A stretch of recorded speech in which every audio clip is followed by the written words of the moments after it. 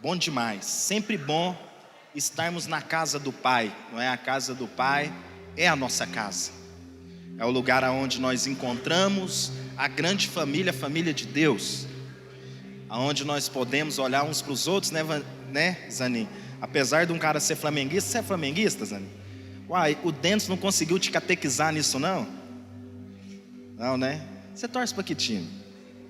Fala a verdade, você tá com vergonha porque você torce para o Botafogo? Fala a verdade. Hã? Vasco? Não, Vasco é o time de Deus, eu já te falei, né? Aí, ó, tá vendo? Quando você fala, os irmãos já é renovado. Vasco é o time de Deus, carrega a cruz no coração. Quando chega na final, ele entende aquele versículo: é melhor dar do que receber. Por isso que sempre fica segunda. Entendeu? Por isso que eu te digo que o Vasco não tem um time, só um crente resolvido consegue torcer pro Vasco. Que quando perde ele não fica constrangido, ele aceita o bullying dos amigos. Quando ganha ele também não fica soberbo, porque sabe que no próximo pode perder de novo. Amém, irmãos? A gente vai continuar seguindo aqui o fluxo da nossa série, né? Hoje nós estamos aí no 2º episódio e hoje nós vamos falar sobre arrependimento, né? A gente compartilhou aqui no último domingo sobre a disposição de ouvir a Deus e na multidão de vozes discernir a voz de Deus, entendendo que a voz de Deus é que gera fé nos nossos corações. Quer pregar já? Aí, Bruno, já colocou o uniforme do Vasco? Já organizou? Então, crente, esse aqui é crente desde o que nasceu aí, ó. Homem de fé. A gente está falando de fé, né? E é sempre, irmãos, eu digo que é sempre um desafio vir aqui compartilhar o que Deus tem falado conosco, porque Deus não quer falar só com vocês, Deus está falando com todos nós. E às vezes, por estar lá meditando, orando, lendo o que Deus quer falar conosco, o primeiro que essa palavra corta é a minha vida. E é com muito temor e tremor que a gente compartilha aquilo que Deus está falando conosco. Porque embora todos nós precisamos entender, inclusive os pastores, que nós somos só pastores auxiliares. O pastor desse rebanho é Jesus. E inclusive nós somos ovelhas desse mesmo pastor que é Jesus. Nós só estamos aqui invocando o Espírito de Deus, para que através da sua palavra Ele fale com todos nós, inclusive comigo, com os pastores, com aqueles que compartilham aqui. Que seja Deus ministrando aos nossos corações, que se cale todo homem e que permaneça a palavra e a vontade de Deus. Amém, meus irmãos? Então é com muito temor e tremor, e falar de arrependimento, né, é algo muito desafiador. Arrependimento. Quando a gente pensa em arrependimento, há alguns ditos populares que a gente vê por aí, não é? Um dos primeiros que a gente sempre ouve quando a gente vai compartilhar de Jesus ou sobre algum princípio, a pessoa logo diz para mim assim: bom, eu não preciso me arrepender. Me arrepender de quê? Eu não mato, eu não roubo, entendeu? Eu não faço mal a ninguém. Olha aí, eu até pago os meus impostos. Embora pagar imposto é uma coisa difícil, né? Porque você pensa, uma coisa que chama imposto já não é bom, né? E aí, muitas vezes as pessoas se gabam disso, não é verdade? Ok, que legal que você é esse cidadão de bem, mas isso é o mínimo. Dentro de uma estrutura, de uma boa convivência moral e social. Você não está fazendo nada demais porque você paga os seus impostos. Você não está fazendo nada demais porque você não mata.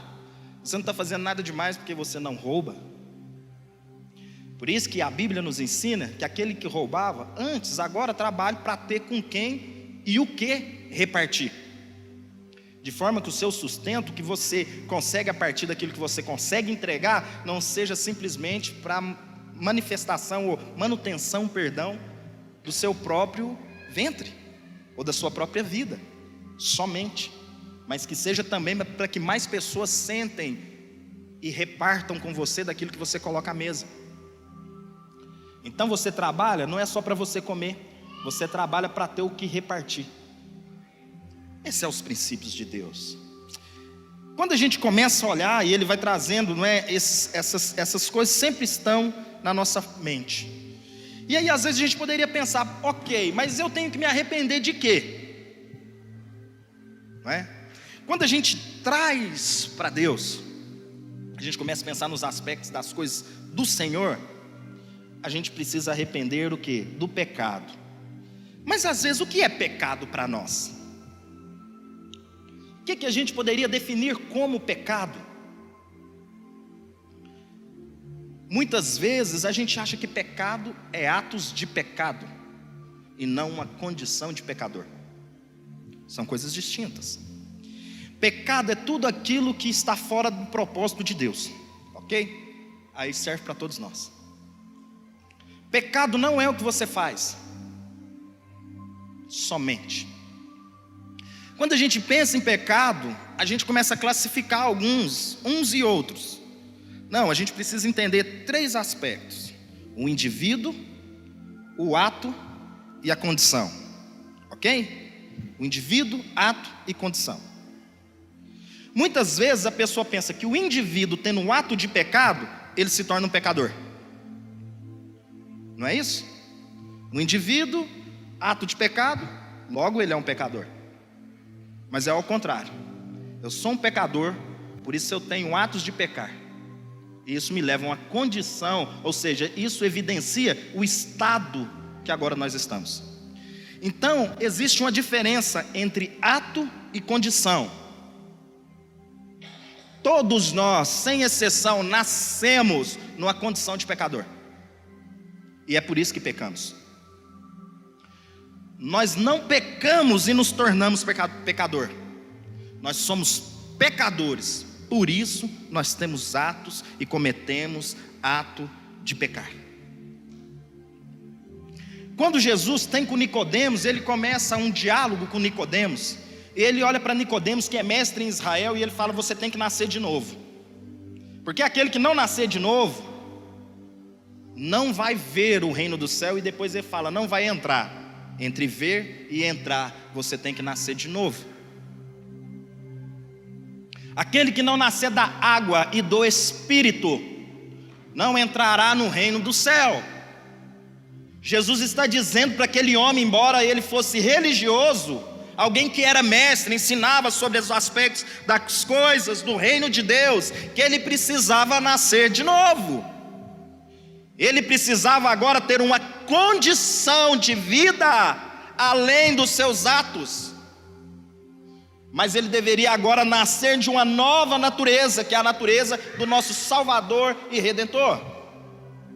Porque é possível você ter uma vida moralmente ajustada e ética. É possível você ter uma vida religiosa, moldada por um comportamento adequado para frequentar ambientes e ainda assim não ter uma nova vida em Cristo Jesus.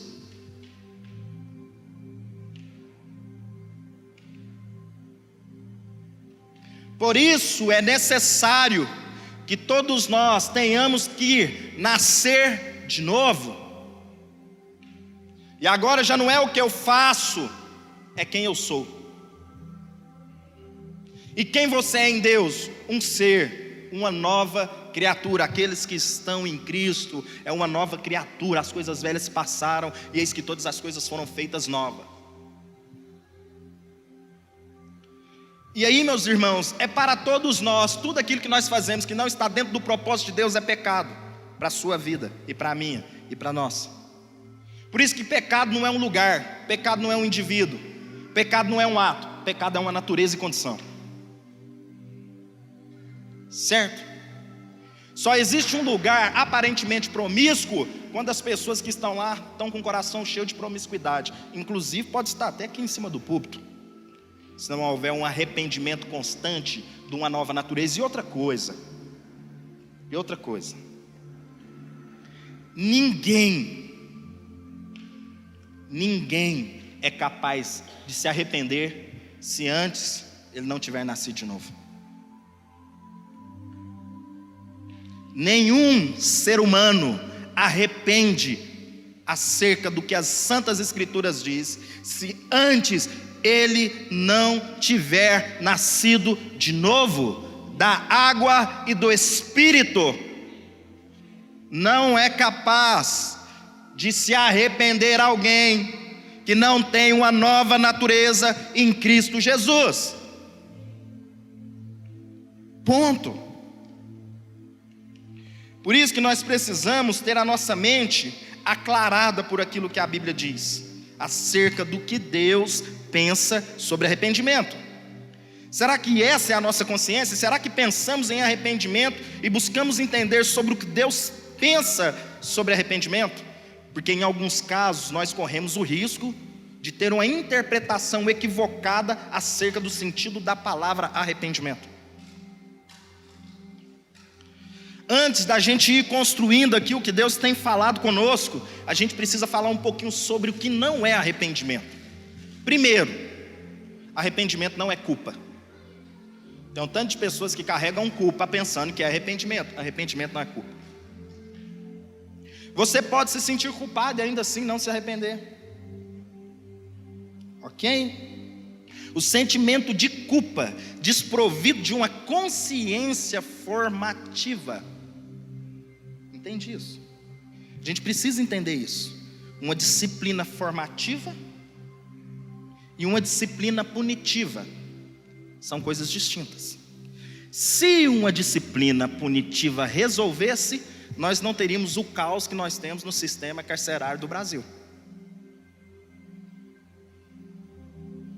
Porque muitos são levados a uma punição, e aí ele está lá numa penitenciária, pagando o que por lei ele deve, mas aquilo não forma nele um novo caráter. Pelo contrário, vira um network do crime, em muitos casos. Então a gente começa a perceber que uma disciplina desprovida de uma consciência formativa, ela não é eficaz, ainda que de alguma certa forma ela serve, mas não é completa. A disciplina é de Deus, desde que ela forme em nós um novo ser, porque senão nós vamos caminhar e fazer as coisas por medo, e não por consciência. A gente tem medo da disciplina e não consciência do ato que nós fizemos. Então, isso pode até trazer culpa, mas não gera transformação. O máximo que nós vamos ter é uma mudança de comportamento. E é claro que nós devemos ter o senso, não é? De consciência dos nossos atos. Então você passa a 180 km por hora, não é? Igual alguns gostam de dirigir, e de repente você toma uma multa. Aí você fala, nossa. Aí você vai diminuir a velocidade pela multa que você toma ou pela consciência do que pode acontecer no trânsito? É claro que de alguma certa forma te ajuda, porque tem brasileiro, cada um de nós, às vezes a gente pensa com o bolso, né? E quem pensa com o bolso quando mexe no seu bolso, você logo se adequa. Mas não necessariamente quer dizer, se não tivesse o pardal ali, você não diminuiria a velocidade. Não é? Às vezes a gente é assim, a gente vê o sinaleiro, quando a gente vê o amarelo, a gente pensa que tem que acelerar, né? Sendo que na verdade a gente deveria parar. E eu confesso publicamente o meu pecado, que às vezes eu acelero. Mas na verdade, atenção, pare, diminui a velocidade, César. E às vezes eu entendo que eu tenho que acelerar para dar tempo de passar antes de ficar vermelho. Já fiz isso muitas vezes. E ainda faço. Então, meus irmãos, quando a gente começa a pensar no que é arrependimento, a gente vai percebendo que algumas coisas não é arrependimento.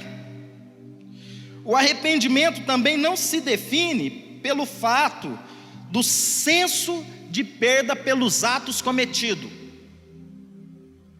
Então eu falo, nossa, esse ato de pecado que eu tive para com Jean, agora foi muito ruim, porque isso de alguma certa maneira vai me prejudicar, diante da relação que nós temos agora, poxa vida, aquele benefício que eu tinha eu vou perder. Isso também não é arrependimento, é só um sentimento que às vezes nós temos das coisas que nós estamos perdendo pelo caminho. E aí a gente precisa ir entendendo o que Deus quer falar conosco. E terceiro, arrependimento não é remorso. Porque muitas vezes nós estamos o quê? Com remorso e não com arrependimento. Remorso é a tristeza pelas consequências de um pecado, mas não pelo pecado em si. Se não houver consequência, não haverá tristeza. Então, às vezes, o remorso é pelo ato que eu tive e aquilo que pode acontecer, mas se não tivesse nenhuma outra questão, às vezes não geraria tristeza no meu coração. E aí a Bíblia vai dizendo para nós sobre o que é arrependimento. Lá em Romanos 2,4 diz o quê? A bondade de Deus que nos conduz ao arrependimento. Ou será que você despreza as riquezas da bondade, a tolerância e a paciência, não reconhecendo que a bondade de Deus os leva ao arrependimento? Então não há nada no homem que ele faz para chegar diante de Deus, ou uma ação do homem que vai mover a Deus. Não, mas é Deus que se moveu em favor do homem para curar o homem quando o homem nada merecia. Então a gente precisa entender, eu não me arrependo para ser salvo, certo? Eu sou salvo e por isso eu me arrependo. Vou repetir, eu não me arrependo para ser salvo, mas eu sou salvo em Cristo Jesus, não por aquilo que eu fiz, mas por aquilo que Ele me entregou. E essa consciência gerada em Cristo em nós me leva a arrepender, porque agora eu tenho uma nova vida. Por isso que lá no texto João diz: não sois vós que me escolheste, eu que vos escolhi. Não é nós que temos a capacidade de falar: Deus é um cara legal, vou escolher Deus. Não é? Não, é Deus que nos escolheu. É Deus que nos escolheu. Deus nos escolheu e nos amou primeiro. Amém, meus irmãos? E isso tem que ficar claro no nosso coração, porque senão a gente começa a pensar algumas coisas. Isso serve para todos nós. A Bíblia diz o quê? Como está escrito: não há nenhum justo, nenhum sequer, não há ninguém que entenda, ninguém que busque a Deus. Todos se desviaram e tornaram-se justamente inúteis. Não há ninguém que faça o bem, não há nenhum sequer. Romanos 3, versículo 10 e 12. O arrependimento não são os atos dos homens para alcançar a Deus, mas é a evidência de um novo nascimento que é fruto do amor do Pai, revelado na graça do Filho, e que isso agora gera em nós a comunhão no Espírito. Essa nova consciência nos leva a um arrependimento. Amém, meus irmãos? Então, esses fundamentos de fé que vai nos ajudando. E quando nós encontramos essa nova natureza, às vezes nós caindo em si, como o filho lá na história da parábola do filho pródigo. Então diz que ele caindo em si, ele lembrou: pequei contra o pai, já não contra Deus e contra o pai, não sou digno de ser chamado seu filho. Um dos primeiros atos de arrependimento é a gente entender que a gente não tem direito. É a gente entender agora que diante da nossa miséria, mesmo assim Ele nos alcançou na graça. E quando nós somos alcançados na graça do Pai, mesmo diante dos nossos atos, que muitas vezes são distantes da vontade de Deus para nós, agora nós alcançamos o quê? Uma nova consciência. Uma nova consciência. E esse filho, quando ele tem isso, agora ele não reivindica o direito que ele pediu: reparte aí, me dá minha posse. Agora ele fala: não, se você me receber na condição de um escravo, eu já estou alegre. Sabe como que todos nós deveríamos chegar diante de Deus? Entendendo que Deus nos alcançou na nossa miséria, e nós não merecemos nada, e mesmo assim Ele nos trouxe para o lugar de filho. Sabe por quê, meus irmãos? Porque aí você não ia cobrar do seu irmão aquilo que Deus não cobrou de você. Porque muitas vezes a gente se coloca na condição de querer cobrar do outro que Jesus nunca cobrou de nós. Sabe por quê? Porque às vezes a gente vai achando que a gente está numa lama mais clara. Se houvesse uma lama mais clara, né? Tudo é lama, irmão. E lama é o lugar de onde todos nós viemos. Então o primeiro passo é entender a nossa miséria, para que a gente possa cair o quê? Em si. Em terceiro, a tristeza segundo Deus produz arrependimento. Então aquilo que é o que Deus produz no nosso coração é uma tristeza que nos conduz ao arrependimento. Uma tristeza que vem dele, não com peso de culpa, mas com um peso de salvação, de transformação, da gente sentir o nosso coração apertado, porque aquilo não faz parte mais da nova natureza que eu tenho, aquilo já não faz mais parte da minha vida. Então nós vamos ter pessoas que nasceram de novo, que pecam sim, mas não vivem no caminho do pecador. Nós erramos sim, mas não faz parte mais da nossa natureza. Nós vamos errar uns com os outros? Sim, mas isso causa em nós profundo lamento e tristeza, porque nós entendemos que isso não faz mais parte da nossa natureza. Agora, se pecamos e não nos arrependemos, é a mais clara evidência de que o Espírito de Deus não habita em nós.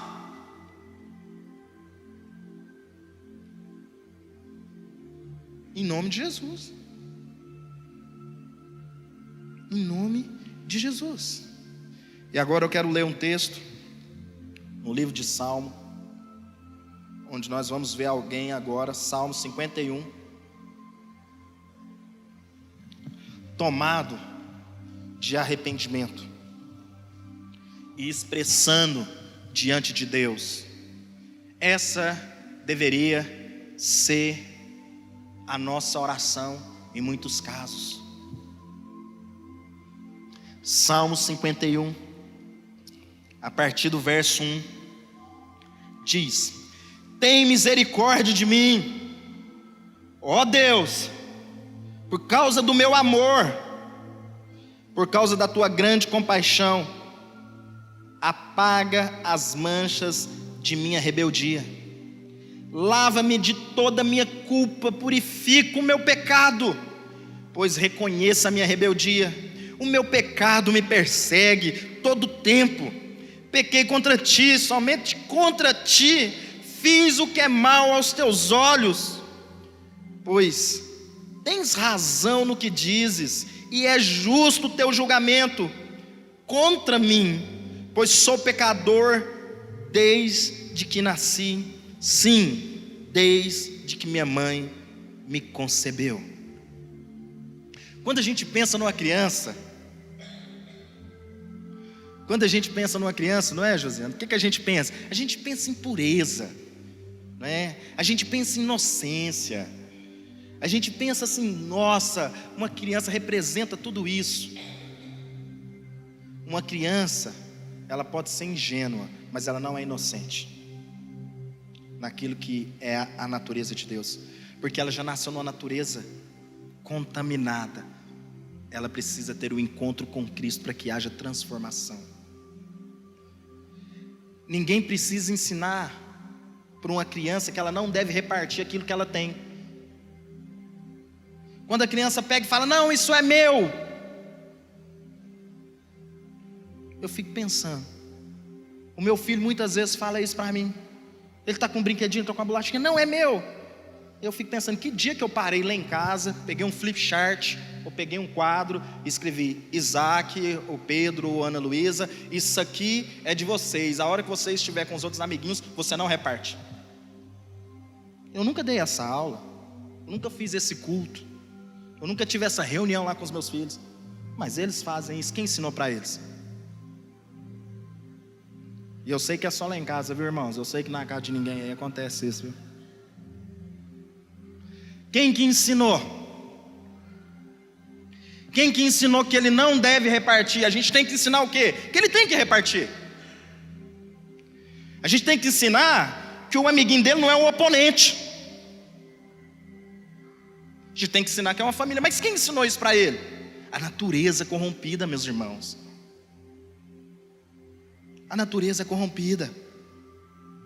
A natureza é corrompida. E aí a gente vai trazendo o que? Luz de uma consciência, mas naquilo que tantos os aspectos de Cristo é necessário que ele nasça de novo. Entende? Por isso que eu fico assim, tem uns termos, uns jargões que nós usamos, que muitas vezes eu fico assim, pensativo. Um deles é um tal de lance de berço evangélico. Eu fico pensando, o que seria um berço evangélico? Um berço evangélico. não é? Irmãos, isso é muito sério, porque eu fico pensando, é claro que alguém que nasce diante de uma família que tem a consciência de quem Cristo é, ela está nascendo debaixo de uma aliança, de um homem com Deus, de uma mulher com Deus, e ela vai desfrutar dos benefícios da graça comum, mas para ter acesso a uma graça específica, ela tem que ter um encontro pessoal e genuíno com Cristo. Essa é a minha oração.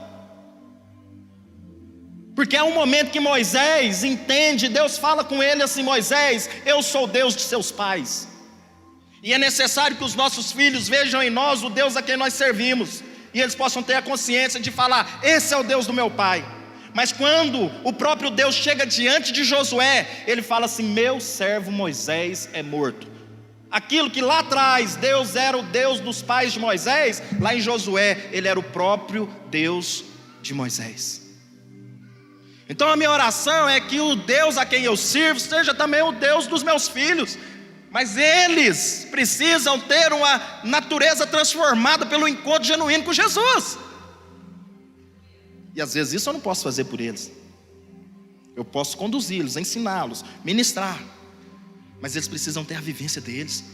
Não é a minha pode servir de testemunho, mas é uma coisa que Deus vai trazer no interior. Por isso que cada um precisa ter um encontro genuíno com Jesus. Por isso que o salmista está dizendo aqui: em pecado me concebeu a minha mãe. Qual pecado? Da natureza humana. Porque embora aquela criança não consiga ter atos de pecar, ele já nasceu numa condição de pecador. É a condição que ele nasceu, não é o ato que ele cometeu. E muitas vezes nós temos a tendência de olhar o ato e não pensar a condição. Por isso que se a pessoa tiver um comportamento adequado, nós não temos preocupação nenhuma com ela. Embora ela esteja vivendo uma condição de pecador por muitos anos, ela só administra e fica expert em esconder o que de fato ela é, porque dentro dela existe uma natureza corrompida, que ainda não foi transformada pelo poder do Evangelho, que só o Espírito Santo de Deus é capaz de dar um novo nascimento. Por isso que Davi, ele começa a clamar e a dizer: tem misericórdia de mim. Misericórdia é a junção de duas palavras: miséria e córdias, coração. Coração, no que a Bíblia refere-se a nós, não é a questão do órgão, não é a questão, o coração como nós conhecemos, é o coração psique, é os nossos sentimentos, as nossas emoções. Então quando ele está falando assim: tem misericórdia de mim, ó Deus, entenda os meus sentimentos, as minhas dificuldades, conhece minhas misérias. E aí ele começa dizendo: por teu amor.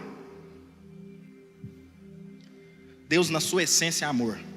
Então Deus não ama para se tornar amor, Ele é amor e por isso, naturalmente, Ele ama. Deus não depende dos seus bons atos, Jean, para Ele te amar. Ele te ama mesmo quando seus atos não são bons, e quando seus atos são segundo o que Ele desejaria, é o fato de que a natureza nova dele está dentro de você, e é isso que te leva a ter atos agora de uma nova natureza. Então quando nós olhamos para isso, o que Deus vai ministrando, o salmista começa dizendo isso. Ele diz assim: por tua grande compaixão. Olha que coisa curiosa é isso. Sabe, eu tenho chegado a uma conclusão, irmãos. Só pelo amor nós conseguimos caminhar uns com os outros sem cobrar dos outros acertos e erros. Só por amor. Só por amor. O amor é a única coisa que no nosso meio não nos divide. E às vezes os nossos acertos e erros, Marcilaine, nos divide. Sabe por quê? Porque a gente quer ter razão. Se eu acerto, eu quero ter razão. Se eu erro, eu também não quero admitir. Já reparou assim, ó? Não sei se isso já aconteceu com você, mas é aquela questão assim: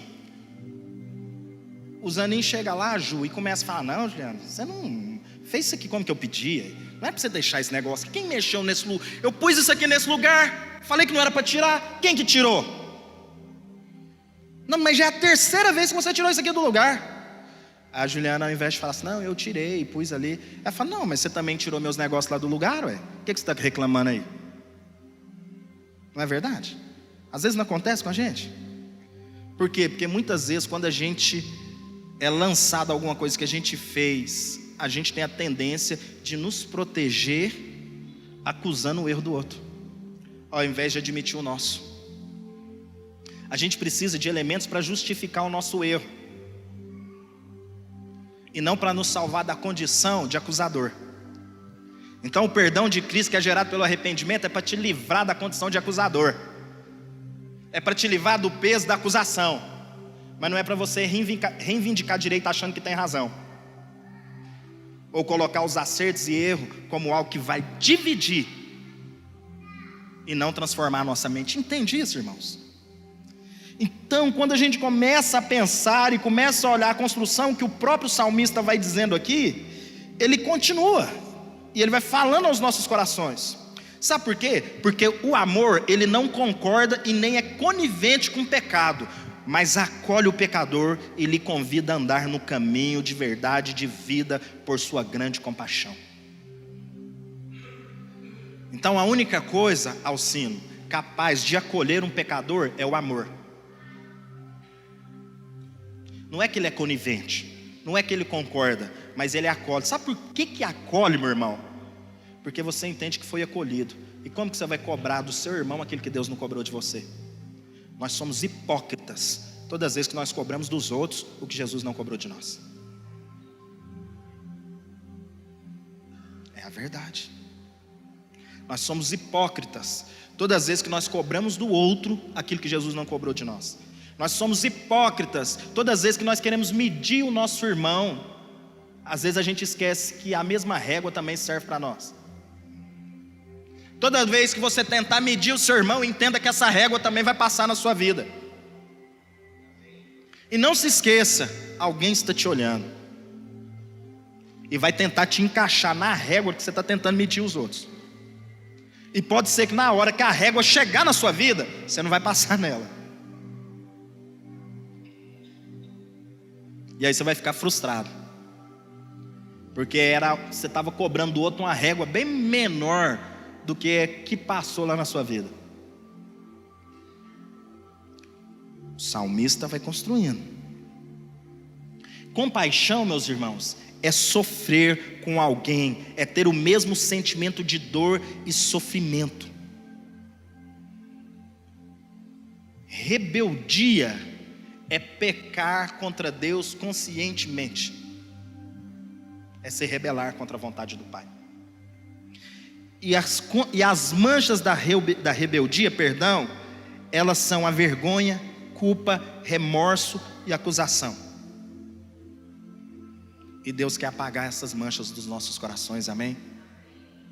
Deus não quer que a gente ande por elas. Deus quer que nós sejamos curados. Tiago 4,17 diz assim: pensem nisto, pois quem sabe que deve fazer o bem e não o faz, comete pecado.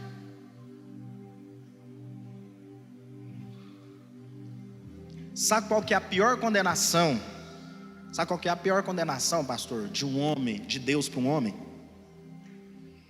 Às vezes a gente fica pensando muitas coisas, né? A pior condenação de Deus para o homem é o cara, sei lá, cair, quebrar, morrer, bater o carro, perder o dinheiro, ir para o inferno. Sabe qual que é a pior condenação de Deus para o homem? Subjugá-la à sua própria vontade. Deus fazer tudo que o homem deseja. A pior condenação do homem é viver subjugado pela sua própria vontade. Essa é a nossa pior desgraça. Deus não precisa nem fazer nada, é só realizar tudo que nós queremos. E aí nós vamos viver um inferno, porque nós nos tornamos o Deus de nós mesmos. E aí Deus vai realizar tudo. Aí o seu Deus, que é você mesmo, vai realizar todos os seus desejos. Seu desejo é morte, porque o salário do pecado é a morte. Por isso que lá em Romanos diz que Deus os entregou. Toma, agora tudo que você quiser você faz. Essa é a pior condenação. Essa é a pior condenação. E é exatamente nesse lugar que nós precisamos ser transformados. E aí a conclusão do salmista, ele vai construindo isso. E aí chega aquele lugar, André, que ele fala: então, em pecado me concebeu minha mãe. Ele chega a essa consciência. Ele percebe que não foi os atos que Davi cometeu, mas foi a oh, glória!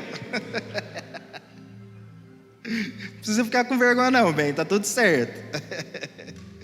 Deixei constrangido aí não, gente. Então a gente precisa entender o que Deus quer nos ensinar, o que Deus quer ministrar nos nossos corações, o que Deus quer falar à nossa alma. Sabe, meus irmãos, o arrependimento é algo que sempre vai fazer parte das nossas vidas, constantemente.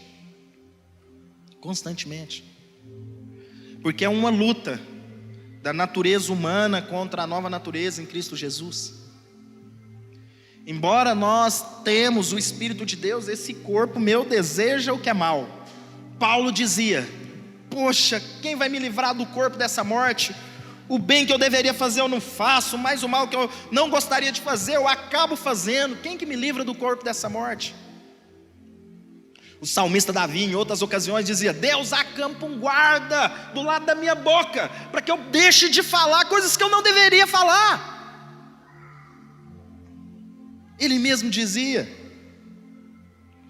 Por quê? Porque o Tiago fala que a nossa língua é um pequeno membro, mas é capaz de incendiar toda uma floresta. Entende isso, meus irmãos? O quanto nós precisamos alcançar essa consciência e pedir para que Deus nos ajude a caminhar no caminho do arrependimento. E o fruto de arrependimento é transformação de vida. É transformação de vida. Por isso que nas nossas vidas isso precisa estar claro toda manhã, para que a gente entenda qual é a boa, perfeita e agradável vontade de Deus para nós. Para que a gente entenda qual é a boa, perfeita e agradável vontade de Deus para nós. Pecado é tudo aquilo que está fora do propósito de Deus para a sua vida. Se você acha que na sua vida você veio nessa terra simplesmente para nascer, crescer, frutificar e morrer, você está enganado. Porque até as plantas vivem assim. Você não é uma plantinha, você não é uma florzinha de Jesus. Você é um filho de Jesus para a manifestação da glória dele nessa terra. Então você precisa viver o propósito que Deus tem para a sua vida, onde quer que Ele te leve. O caminho do arrependimento é a evidência da consciência de que nós somos uma nova criatura em Cristo Jesus. Sabe, meus irmãos? E um ser em constante arrependimento, que vive constantemente o reino de Deus, ele não cobra do outro o que Deus não cobrou dele. Ele não julga, porque ele entende que o seu lugar não é de juiz, é de réu. E que Jesus tomou o lugar de réu no seu lugar, para dar para ele um novo viver. Jesus pagou pelo preço estabelecido pelo Pai, e se fez justiça no nosso lugar. Então é o caminho do arrependimento que nos sara, que nos cura e que nos liberta. Então no caminho de entender o up que Deus quer dar na nossa fé, nós precisamos trilhar um caminho de arrependimento. E isso serve para todos nós. Amém.